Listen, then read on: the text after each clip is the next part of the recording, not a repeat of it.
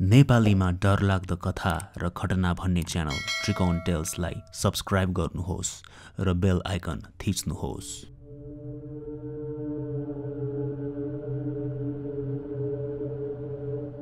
सानो छँदा निन्द्राबाट बिउझिने बित्तिकै निकै डर लाग्ने गर्दछ। त्यस्तो बेला प्राय बच्चाहरूले आफूभन्दा ठुला बडाको सहारा खोज्ने गर्दछन्। आजको श्रृङ्खलामा पनि एकजना श्रोताले यस्तै आफूसँग र आफ्नो भाइ बहिनीहरूसँग घटेको एउटा सत्य घटना लेखेर पठाउनु भएको छ, साथै अन्य दुई श्रोताहरूको सत्य घटनाहरू। सुनौ त्रिकोण टेल्सको 72औं श्रृङ्खलामा 3 सत्य घटनाहरू। पहिलो श्रोता। मेरो नाम माया हो। यो मैले भन्न गइरहेकी घटना मलाई मेरी बोजूले सुनाउनु भएको हो। धेरै वर्ष अगाडि घटेको यो घटना मेरी बोजूसँग घटेको नभई उहाँको साथीहरूसँग घटेको थियो। त्यस बेला त म जन्मिएकी पनि थिइनँ। मेरी बोजू पहाडमा जन्मिनु भएको र त्यतै हुर्किनु भएको थियो। पहिले पहिले गाउँमा सामान लिएर आउनको लागि मान्छेहरू नै भरिया भई जानुपर्ने हुन्थ्यो। अहिलेको जस्तो गाडीको सुविधा पहिले पहिले त कहाँ थियो र। बोजूले भन्नुहुन्थ्यो कि त्यो बेला सामान लिन त्यसरी भरिया भई हिँड्दै जाँदा जाऊ आऊ गर्नै 1 महिना लाग्थ्यो रे। त्यस्तै गरी मेरी बोजूको साथीभाइहरू यस्तै 8-9 जना सहरमा सामान लिन जानु भएको थियो र डोकोमा सामान लिएर घर फर्किँदै हुनुहुन्थ्यो। आवत जावत गर्न नै त्यत्तिका दिन लाग्ने भएको हुँदा अनि बाटोमा अहिलेको जस्तो पसल पनि नहुने हुँदा बाटोमै पकाई खाने उद्देश्यले सबैजनाले आफूलाई पुग्ने खाद्यवस्तु चामल दाल इत्यादिहरू पनि बोकी हिँड्नुपर्ने हुन्थ्यो। अनि भोक लागेको बेला सबैजना विश्राम गरेर मिली पकाई खाने गर्थे। त्यस्तै गरी भारी बोकेर अघि हिँडिरहेको बेला सँगै हिँडेको एकजना बाजेलाई साह्रै भोक लागेछ। अनि बाजेले साह्रै भोक लाग्यो, विश्राम गरेर खाना खाऊँ भनी साथीहरूसँग सल्लाह गर्नुभयो। तर अरू साथीहरूले चाहिँ अलि माथि चौतारी आउनै लागेको छ, त्यहाँ विश्राम पनि गरौँ र खाना पनि बनाएर खाउँला भने। तर बुढा नपरे, आफूलाई साह्रै भोक लागिसकेको हुनाले अगाडि जाँदै गरो, म खाना यहीँ बनाउँछु अनि आएर सँगै जाउँला भनी भारी त्यहीँ बिसाएछन्। अरू चाहिँ माथि रहेको चौतारीमै गई खाना खाई विश्राम गरी बाजेलाई कुर्ने भनी गएछन्। भोकाएका त्यस बाजे चाहिँ खाना बनाउनको लागि भनी बिसाएको भारीबाट आफ्नो खाद्यान्नहरू निकाली आफ्नो भाँडोमा चामल छुट्याउँदै हुनुहुन्थ्यो। त्यतिकैमा एउटी छोरी मान्छे आफ्नो भारी बिसाउँदै बाजेलाई, म पनि साह्रै गले हौ दाजु, म पनि मेरो भागको चामल दिन्छु, अलि मिलाएर पकाइदिनु न है भनेर बाजेलाई अनुरोध गरेछिन्। सबैजना माथि गएको बेला त्यो एउटी बहिनी त्यहीँ उभिरहेको त बाजेले पत्तै पाउनु भएको रहेनछ। एक्लै छु भन्ठानेको त बहिनी पनि रहेछ नि त, ल भइहाल्छ नि, सँगै खाउँला भनी गफ गर्दै बाजेले यताउता सामान मिलाउन थाल्नुभयो। छेउछाउमा रहेको ढुङ्गालाई बटुली बाजेले ढुङ्गाको चुलो बनाउँदै हुनुहुन्थ्यो। चुलो बन्ने बित्तिकै चामल हाली भात पकाउनको लागि बाजेले, खोइ त बहिनी चामलको भाँडो देऊ त भन्दै पछाडि फर्किनु भयो। त्यो केटी बाजेलाई आफ्नो ढाड फर्काई बाजेको चामलसँगै आफ्नो चामल मिसाउन लागेकी जसरी चलाउँदै उभिरहेकी थिए। त्यस केटीको ढाड पनि निकै अनौठो देखिरहेको थियो। एकैछिन निहालेपछि बाजेले बुझिहाल्नुभयो, त्यो ढाड पुरै खोक्रो थियो। उभिरहेकी त्यस केटी बाजेतर्फ ढाड फर्काइरहेकी भए तापनि खुट्टा भने बाजेतर्फ पो फर्किरहेका रहेछन्। एकदम आत्तिएर बाजे आफ्नो सामान बनाइएको चुलो सबैलाई मिल्काई दौडिँदै माथि चौतारातिर जानुभयो। माथि पुगी सबै साथीहरूलाई यस्तो यस्तो भनी सुनाउनु भयो। अनि तल गई मेरो भारी लिएर आइदियो न भनी सबैजनासँग बाजेले बिन्ती गरे। गाह्रो भयो भनी एकैछिनको बाटो पनि हिँड्न नमानी एक्लै खाना पकाउन तम्सिएका बुढा त्यसरी त्यही उकालो चढी माथि दौडिँदै आएपछि अरू साथीहरू पनि बाजेको कुराले चनाखो भए। 3-4 जना तल गई बाजेको सामान राखिएको ठाउँतिर जाँदा त्यहाँ कोही भेटेनन्। ढुङ्गाले बनाइएको चुलो अनि चुलो छेउमा एउटा भाँडोमा चामल। तर त्यो भाँडोमा आधा चामल आधा खरानी पो भेटियो। त्यो किचकन्डीले मिसाउँदै गरेकी चामल त खरानी पो भइसकेको रहेछ। त्यस बेला किचकन्डीहरूको घटना भइरहने भएकोले कसैले पनि नपत्याउने त कुरै थिएन। अझ आगो नबाल्दै त्यसरी खरानी चामलमा भेटिएपछि त सबैजना डराइसकेका थिए। सबैले मिलिजुली भारी बोकेर बाजेलाई आफूहरूले चौतारामा बनाउन सुरु गरेको खाना खुवाई घर फर्किए। घर पुग्न नपाउँदै त्यस्तो भारी बोकी हिँड्ने हट्टाकट्टा बुढा बाजे कमजोर भएको महसुस गरी घरको घरै बसे र केही दिनपछि त बाजेको मृत्यु नै पो भयो। बोजूले मलाई सधैँ भन्नुहुन्थ्यो, त्यस्तो राति आफू एक्लै हुँदा केही गरी अनौठो खालको अचम्म खालको मान्छे आएको जस्तो लाग्यो भने तुरुन्तै त्यहाँबाट हिँडिहाल्नु। अझ केटीहरू त्यसरी आए भने त ढाडतर्फ हेर्दै नहेर्नु। किचकन्डी रहेछन् र ढाडतर्फ हेर्दा खोक्रो ढाड देखेमा मृत्यु लगभग पक्का पक्की हुन्छ रे। अहिले पनि बोजूले सुनाउनु भएको धेरै घटनाहरू मध्येको यो घटना सम्झिँदा मलाई साह्रै डर लाग्ने गर्दछ। दोस्रो श्रोता। मेरो नाम संयोग थापा। मैले भन्न गइरहेको घटना अघिल्लो वर्ष पहिलोचोटि लकडाउन हुन लागेको बेलातिरको हो। हाम्रो कलेज बन्द भएपछि भोलिपल्ट नै हाम्रो घर सिमरा आएका थियौँ। साथीहरूको घर पनि नजिकै भएकोले हुँदा लकडाउनमा पनि त्यस्तो खासै मेरो घर वरपर बन्देज थिएन अनि म प्राय साथीहरूकोमा नै बस्थेँ। साथीहरूसँग भूत प्रेतको धेरै गफ हुन्थ्यो, तर मलाई भूतहरूप्रति भने त्यस्तो विश्वास लाग्दैन थियो। आफूले नदेखुन्जेल विश्वास नगर्ने खालको मनस्थिति थियो।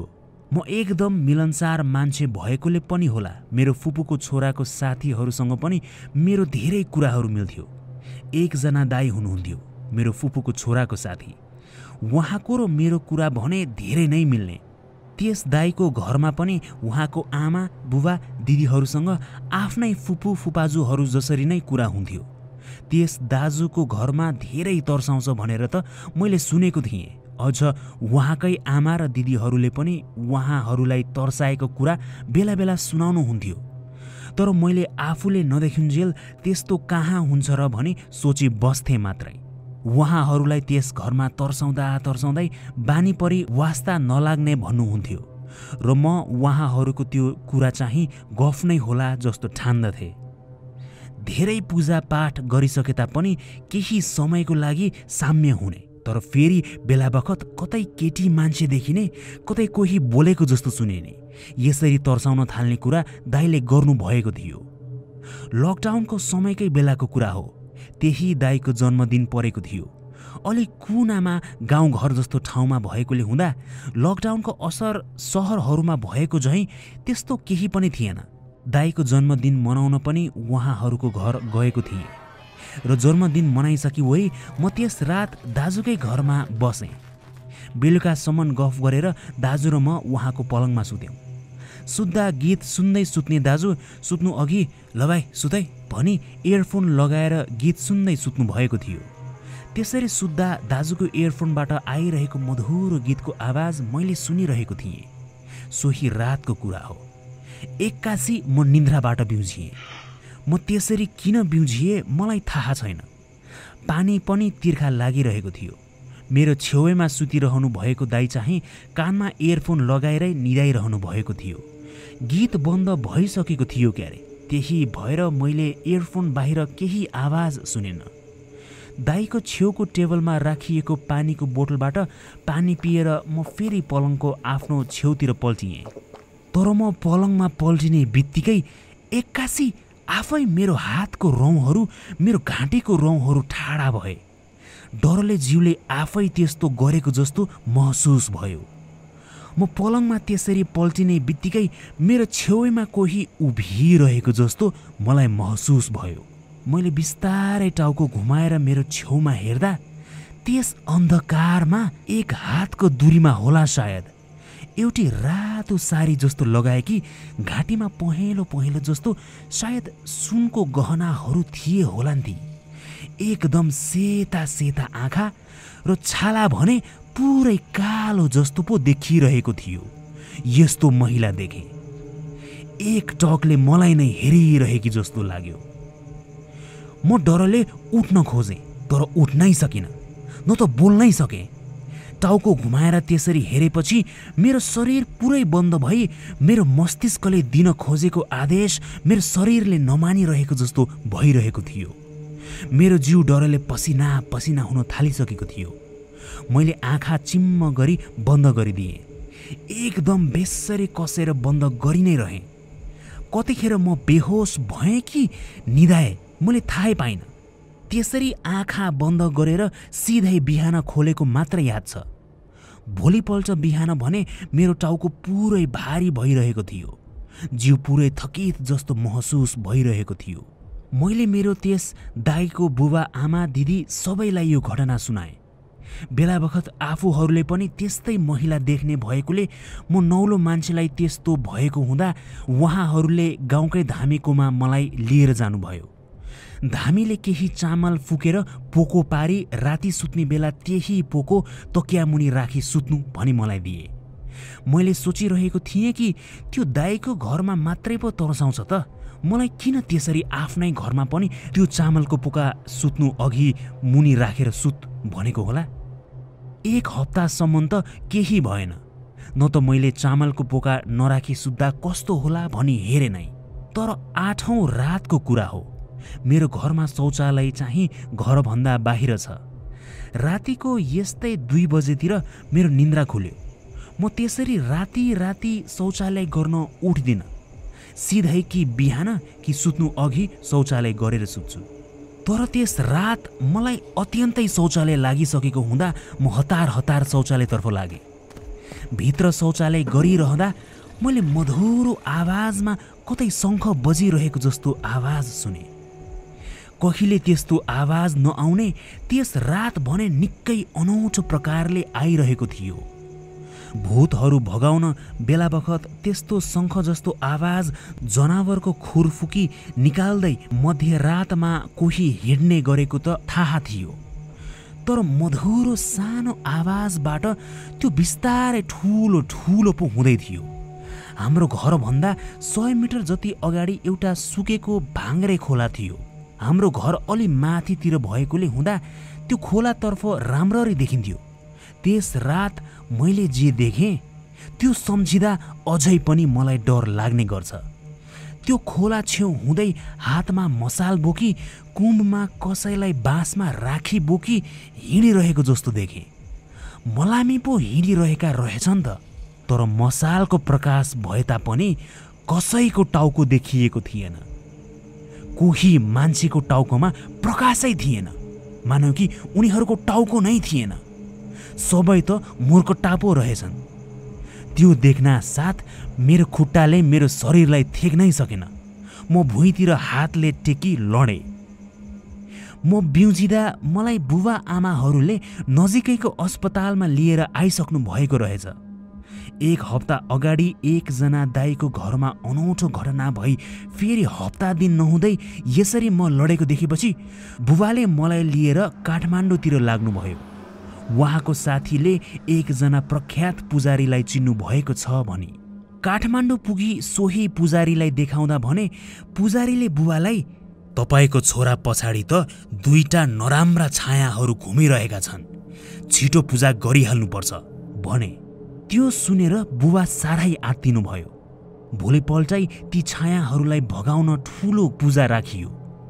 त्यो पूजा गर्दा मलाई एकदमै अनौठो महसुस भयो। मलाई एउटा कोठामा राखिएको थियो, त्यहाँ भित्र म मात्रै थिएँ, अरू कोही थिएन। जब कोठा बाहिर रहेका पुजारीले पूजा गर्न सुरु गरे मलाई निकै अनौठो महसुस हुन थाल्यो। मेरो आँखाहरू धमिला हुन थाले र एक्कासी मेरो दृष्टि नै हराएर गयो र साथसाथै मेरो होस पनि। मलाई पानीले छम्किँदै पुजारी र बुबाले उठाउनु भयो र पुजारीले मेरो शरीरबाट 2टा कालो छाया जो कुनै बेला बेहुला बेहुली रहेका यिनीहरूलाई निकालिएको कुरा गरे। त्यस दिनदेखि मलाई त्यस्तो त भएको छैन, तर तर त्यस रात मैले दाईको घरमा देखेको त्यो सारी र गहना लगाएको युवती र मेरो घर नजिकै मूर्खट्टाहरू, यी सबै ती छायाहरूको कारक रहेछन् त? कि यिनीहरूको कारण चाहिँ त्यो छायाहरू आएका हुन्? ती दृश्यहरू र त्यो पुजारीको पूजा, यी सबै सम्झिँदा मलाई अहिले पनि साह्रै डर लागेर आउँछ। तेस्रो श्रोता। मेरो नाम अश्विन थापा मगर र मेरो घर नवलपरासीको गैडाकोट नगरपालिकामा पर्छ। यो घटना मेरो वास्तविक जीवनमा घटेको हो। धेरै वर्ष अगाडिको कुरा हो। त्यो बेला म 12 वर्षको थिएँ। मेरो भाइ 11 र मेरी बहिनी 7 वर्षकी थिइन्। मेरो गाउँमा त्यतिखेर बिजुली आइसकेको थिएन। गाउँघरमा मट्टी तेल हालेर टुकी बत्ती बालिने चलन थियो। एक रातको कुरा हो। त्यस दिन चुनाव जितेको खुसीमा हो क्यारे। राति नाचगान गर्दै तलको टोलमा रमाइलो गरिँदै थियो। अनि त्यस बेला ल्यान्डलाइन फोन त थिएन। अहिलेको जस्तो मोबाइल त निकै परको कुरा। गाउँघरमा कोही मान्छेहरू घर घरमा खबर दिँदै हिँड्दै रहेछन् र मेरो बुबालाई पनि तल टोलमा नाचगान हुनेछ, रमाइलो गर्न आउनुहोला भनेर बोलाइएको थियो। त्यस रात हामी खाना खाइवरी भाइ बहिनी र म सुत्यौँ। बच्चाहरू भएको हुँदा हामी छिट्टै निदाइहाल्यौँ। मेरा बुबा आमाले चाहिँ बच्चाहरू निदाउँछन् अनि हामी तल रमाइलो हेर्न जानुपर्छ भनी सोच्नु भएको रहेछ। हामी निदाएपछि बुबा र आमा तल टोलतिर गइसक्नु भएको थियो। सधैँ राति केही गरी म डरले वा पिसाब लागेर बिउजिए भने सधैँ बुबा वा आमालाई बोलाउँथे अनि उहाँ मध्ये एकजना आउनु भए एकछिन सँगै बसी डर भगाई जानुहुन्थ्यो, वा पिसाब लागेको भए बाहिर शौचालय गराई फेरि भित्र आई एकछिन बसिदिनुहुन्थ्यो। त्यस रात पनि म सुतेको केही समयमा पिसाब लागेर बिउजिएँ। आमा र बुबालाई धेरै आवाज दिएँ तर केही प्रतिक्रिया पाइन।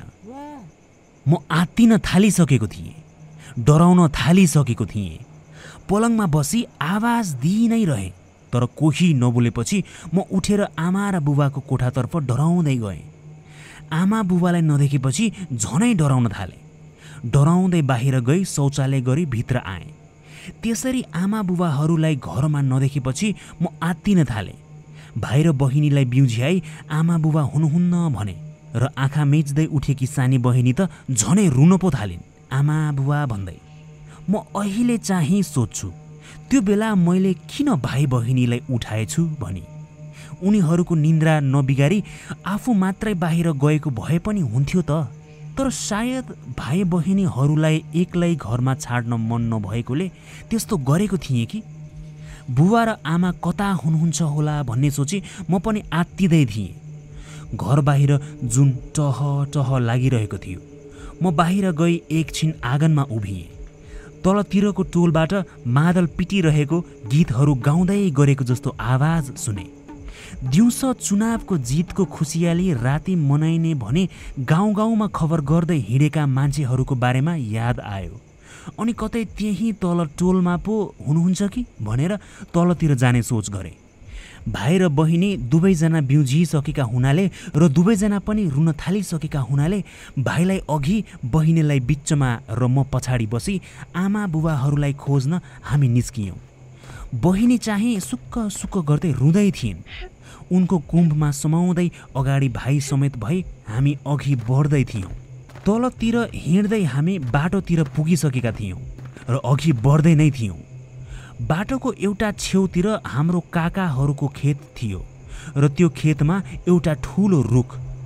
त्यही रुखको छेउ भएर एउटा छोटो बाटो जान मिल्थ्यो, मूल बाटोमा नगई। त्यही भएर मैले भाइ बहिनीलाई त्यही बाटो लगेँ, छिटो तल पुग्न सकौँ भनेर। कहिलेकाहीँ त्यही तल बजारतिर जाँदा म त्यही बाटो भएर जाने गर्थेँ। सायद रातिको यस्तै 11-12 बजिरहेको हुनुपर्छ। तल काकाहरूको खेत छेउमा भएको त्यस ठुलो रुख नजिकैको बाटोतर्फ मोडिएर हामी अघि बढ्न लागेका थियौँ। अचानक मेरो आँखा त्यो रुखमा पुग्यो। खेत भएको हुँदा वरिपरि अलि खुल्ला थियो र टाढेबाट मैले त्यो रुखलाई देखिरहेको थिएँ। रुखमुनि एउटा अत्यन्तै चम्किलो सेतो बाल्टिन घोप्ट्याएर राखिएको जस्तो देखेँ। त्यस्तो सेतो देख्दा मलाई अचम्म लागिरहेको थियो र राति हुँदा उसै त डराउने, झन् बाहिर बाटोमा हुँदा डर साह्रै नै बढिरहेको थियो। भाइ बहिनीलाई छिटो छिटो हिँड्न भन्दै अघि लम्किँदै थिएँ। टाढातिर बजिरहेको मादलको धुन र रात्रिको किरा फट्याङ्ग्राको आवाज यिनीहरू मात्रै सुनिरहेको थियो। त्यही रुख केही पाइला परको दूरीमा आइपुगेपछि भने अघि नसम्म जता सेतो बाल्टिन देखेको थिएँ त्यही ठाउँमा त 20 फिट जत्रो अजङ्गको अग्लो निकै नै सेतो मान्छे ठिङ्ग उभिएर हामीलाई नै हेरिरहेको देखेँ। त्यो देख्ने बित्तिकै मैले भाइको कुममा समाइरहेको हुनाले डरले मैले च्याप्प उसलाई ताने। अनि अगाडिकी मेरी बहिनी पनि आत्तिँदै पछाडि दाजुहरूतर्फ आइन्। म डरले रुन थालेँ। म रोएको देख्दा भाइ बहिनीहरू पनि रुन थाले। त्यो सेतो अग्लो मान्छेले निकै नै अनौठो र डर लाग्दो प्रकारले मलाई हेर्दै थियो। त्यो दृश्य म सायदै बिर्सिन सक्छु होला। म त्यसरी रुन थालेपछि भाइ बहिनीलाई समाई तल दौडिन थाले। अहिले सोच्छु धन्न त्यस्तो दौडिएको बेला हामी बच्चाहरू कसो लडेनौँ। दौडिँदा दौडिँदै तल रहेको हाम्रो ठुल्बाको घर नजिकै कतिखेर आइपुगेछु मलाई यादै भएन। दिउँसो पो बच्चाहरूको कोलाहाल सडकभरि कि त गुच्चा खेल्दै कि डन्डी बियो वा गट्टा खेल्दै कराएका सुनिन्थ्यो। त्यस्तो राति हुँदो केही बच्चाहरूको तीखो आवाज सुनेपछि ठुल्बाले पनि झ्याल बाहिर हेर्नु भएको रहेछ र हामीलाई देखेपछि हतार हतार बाहिर आउनुभयो। मलाई देख्ने बित्तिकै ठुल्बा बाहिर आए। ए ए ए बाबु नानी हो, यतिका राति किन घर बाहिर, के भयो भनेर सोध्नुभयो। म पनि रुँदै बुबा आमालाई घरमा नदेखेपछि खोज्न हिँडेको भने। ठुल्बाले पनि आमा र बुबा त अघि नै तल नाचगान हेर्न जानुभएको, त्यसरी राति हिँड्ने हो त, ल आऊ भन्दै हामीलाई लिएर तल नाचगान भइरहेको ठाउँतिर जानुभयो। बुढाबुढीहरू र तन्नेरीहरूले भरिएको ठाउँमा हामी जस्तो बच्चाहरू आएको देख्दा सबैजना अचम्म मान्दै एकछिन हामीलाई हेर्दै थिए। यति राति नसुतेर किन उठिरहेका यी बच्चाहरू, एकजना काकीले सोध्नुभयो। मैले हामी एक्लै आएको र ठुल्बाले यता लिएराइदिनु भएको कुरा भने। अनि आमा बुबाको छेउमा गई बहिनी झनै रुन थाले र मैले आमा बुबालाई त्यो रुखको छेउमा देखेको सेतो अजङ्गको मान्छेको बारेमा भने। सबै एकछिन त बडो चाख मानेर मैले भनेको घटना सुन्न थाले। कत्तिको अनुहारमा पत्याइरहेको जस्तो भाव देखिन्थ्यो त कत्तिको चाहिँ हाँसो। त्यति बेला भूतहरूको घटना नौलो थिएन। त्यही भएरै हाम्रो टोलका प्राय अब फर्किने कुरा गरी त्यही बाटो जाने निर्णय गरे र त्यस बेला टर्च लाइटहरू नभएकोले पुराना केही चप्पलहरूलाई बाँधेर आगो बाली मसाल बनाई त्यही रुख छेउको बाटो लाग्यौँ। त्यो बाटो फेरि हिँड्नु पर्दा मलाई साह्रै नै डर लागिरहेको थियो। म, मेरो भाइ र बहिनी हामी बुबा आमाहरूसँग टाँसिएर हिँडिरहेका थियौँ। तर जब त्यस रुख छेउमा पुग्यौँ त्यहाँ त्यो सेतो मान्छे उभिएको ठाउँमा केही पनि थिएन। सँगै रहेका बुढापाकाहरूले बुबालाई हामीप्रति ध्यान दिनु, बच्चाहरूले झुटो बोल्दैनन् भनेर सल्लाह दिइसकेका थिए। भोलिपल्ट त हामी 3 जनै बच्चाहरू बिरामी भइहाल्यौँ। बिरामी परिहालेको देखेपछि बुबाले हतार हतार एउटा जान्ने मान्ने झाँक्री बाजेलाई डाकी बोलाउनु भयो। धेरैजना बुढापाकाहरू पनि हामीलाई हेर्न आएका थिए र बच्चाहरूले त सत्य नै भनेका हुन् भनेर हाम्रो बुबासँग बसी कुराकानी गर्दै थिए। झाँक्री बाजेले एकछिन हेर्नु भएपछि उहाँले त्यो सेतो मान्छे त मसान भएको भन्नुभयो। धन्न ग्रह दशा बलियो रहेछ र केही भएन, नत्र यिनीहरूलाई त्यसले त्यही मार्ने थियो भन्नुभयो। तुरुन्तै यस्तो यस्तो गर्नुपर्छ भनेर विधि भन्नुभयो र सोही विधि पुरा गरी पूजा गरिसकेपछि मात्र हामी 3 जना एकैचोटि सन्चो भयौँ। अहिले त म 30 वर्षको भएँ। आफू 12 वर्ष हुँदा घटेको त्यो घटना, त्यो रात सम्झिँदा आफ्नो भन्दा पनि मेरा भाइ बहिनीहरूलाई केही भएको भए भनेर म एकछिन आत्तिन्छु। त्यो सेतो अग्लो मान्छे र त्यसको त्यो म प्रतिको हेराई, त्यो त म कहिले पनि बिर्सिदिन होला।